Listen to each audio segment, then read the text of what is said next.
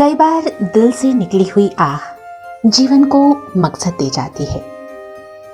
भटके हुए मुसाफिर को मंजिल से मिलवा जाती है। ऐसा ही हुआ कुछ मुक्तदा हसन निदा के साथ, जिन्हें हम और आप निदा फाजली के नाम से जानते हैं।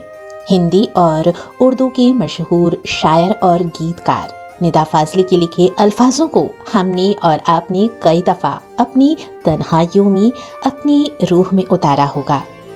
कभी किसी को मुकम्मल जहां नहीं मिलता, कभी किसी को मुकम्मल जहां नहीं मिलता। कहीं जमीन तो कहीं आसमान नहीं मिलता। उनकी बेहतरीन नज़्मों, गज़लों और गानों के जरिए दूसरों के दर्द को शब्द देने वाले निदा फाजली के शब्दों में ये दर्द खुद उनकी नाकाम मोहब्बत के जरिए उनकी कलम में उतरा। निदा फाजली अपने कॉलेज के दिनों में एक लड़की से बेइंतहा इश्क कर बैठी और अपने दिल के जज्बात उन्होंने कभी अपनी महबूबा से बयान नहीं किए। वो बस उस लड़की को नजरों नजरों में ही चाहती थी। वक्त के साथ उनकी मोहब्बत जवान हो रही थी। इससे पहले कि वो उस लड़की से अपनी दिल की बात कह पाती, एक रोड एक्सीडेंट में उस लड़की की मौत हो गई और निदा फाजली की पहली मोहब्बत परवान चढ़ने से पहले ही अधूरी रह गई। निदा फाजली ने अपने दिल में सुलगते अरमानों को शांत करने के लिए उस दौर में शेर व शायरी का रुख किया और अपने समय के कई मशहूर शायरों की गज़लों और नज़्मों को पढ़ा और सुना। पर निदा के टूटे दिल को राहत एक मंदिर के पास से गुजरते हुए सूरदास के भजन में मिली। मीरा के अपने मोहन के लिए तड़पते गीत की टसक ने निदा फाजली के भटकते कदमों को सहसा रोक दिया और निदा फाजली के शब्दों ने गीतों का आकार लेना शुरू किया और वक्त के साथ निदा फाजली के शब्दों में गहराई आती चली गई। तेरा हिज्र मेरा नसीब है,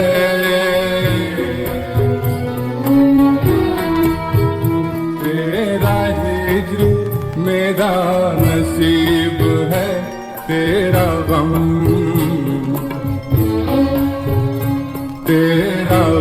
ही मेरी हयात है।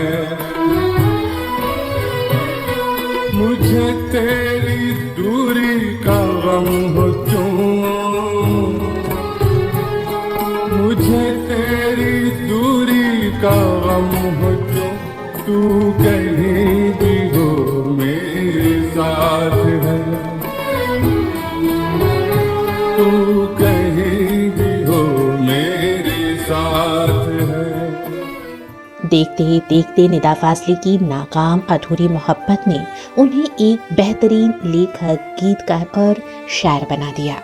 यूँ तो निदा फाजली के पिता मुर्तजा हसन खुद एक बेहतरीन शायर थी और उन्होंने निदा का नाम मुक्तदा हसन रखा था, पर आगे चलकर मुक्तदा ने अपना पेन नेम निदा फाजली रखा और वो इसी नाम से मशहूर हुई। आपको बता दें कि निदा का मतलब होता है स्वर और फाजली कश्मीर की एक जगह का नाम है। निदा फाजली कश्मीर से ताल्लुक रखती थी। अपने पुराने घर और पुराने रिश्तों की स्मृति में निदा ने अपने नाम के आगे ये शब्द फाजली जोड़ा। निदा फाजली की फिल्मों में गीत और गजल लिखने की शुरुआत कमाल अमरोही की फिल्म रजिया सुल्ताना के गीतों से हुई। हुआ यूं कि कमाल अमरोही की फिल्म रजिया सुल्ताना के लिए गीत ग्वालियर के शायर जानिसार अख्तर लिख रहे थे, पर उनके असामयिक निधन के बाद कमाल अमरोही को उर्दू के अच्छे शायर की जरूरत थी और उस वक्त युवा निदा फाजली ग्वालियर के अदबी शायरों में शुमार थी। सो कमाल अमरोही ने जानिसार अख्तर के अधूरे काम यानी कि फिल्म रजिया सुल्ताना के बाकी गीतों को पूरा करने की जिम्मेदारी निदा फाजली को दे दी और यहाँ से शुरू हुआ निदा फाजली का फिल्मों में लिखने का सफर। होश वालों को खबर क्या, बेखुदी क्या चीज है, इश्क कीजिए फिर समझिए, इश्क कीजिए फिर समझिए, जिंदगी क्या चीज है, होश वालों को खबर क्या, बेखुदी क्या चीज है। जल्द ही निदा साहब मुंबई बस गए और यहीं के होकर रह गए। पर मुंबई में नारियल के पेड़ों के बीच रहते हुए उन्हें अपने ग्वालियर का घर, उनके घर के बाहर लगा वो विशाल नीम का पेड़ हमेशा याद आता। उनकी यादों की ये टसक उनके गीतों में हमेशा सुनाई देती रही। आने वाले वक्त में निदा फाजली ने अपनी बेहतरीन कलाम के जरिए बॉलीवुड के नामचीन गायकों और संगीतकारों के साथ काम किया और अपनी एक खास जगह बनाई।